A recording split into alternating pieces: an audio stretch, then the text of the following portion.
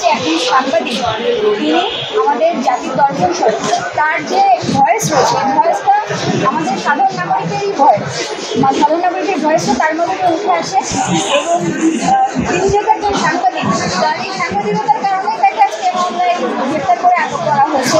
এই যে মামলাটা তাকে করা হয়েছে, এই মামলার সাথে তার কোনো সংশ্লিষ্টতা নেই। আমরা বিজ্ঞাপনেতে বলেছি যে আমাদের যে সংবিধান, এই সংবিধানের অনুচ্ছেদ 31 এবং 32 অনুযায়ী প্রত্যেক ব্যক্তির জীবন, ব্যক্তির স্বাধীনতা এবং চলাফেরার অধিকার রয়েছে। আজকে যে তাদেরকে এই অবৈধভাবে আটক করা হয়েছে, এতে তাদের মৌলিক অধিকার যেটা রয়েছে, তাদের মৌলিক অধিকার প্লাস মানবাধিকার সব কিছুই লঙ্ঘন হচ্ছে। ওকালতনামা স্বাক্ষর না করলে আমরা তো জামিন শুনানি করতে পারতাম না। এর আগে তো প্রকাশ্যে আগে প্রকাশ্যে উনি নিষেধ করেছিলেন। ওনার পরিবারের সম্মতিতে উনি আমাদের ওকালতনামায় স্বাক্ষর করেছে। এটা হচ্ছে আমাদের এক সিনিয়র আপু, ওনার ওকালতনামায় উনি স্বাক্ষর করেছেন, স্বেচ্ছায় স্বাক্ষর করেছেন। সেই ওকালতনামা জমা দিয়েছি বলে আমাদেরকে শুনানির অনুমতি দিয়েছে। আর আমরা তার জামিন চেয়েছি, বলেছি যে উনি 84 বছর বয়স্ক একজন মুক্তিযোদ্ধা।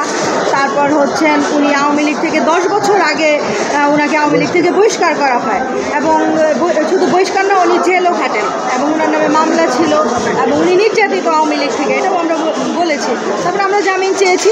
এখন আদালতের সন্তুষ্টি আমাদেরকে জামিন প্রদান করেন নাই।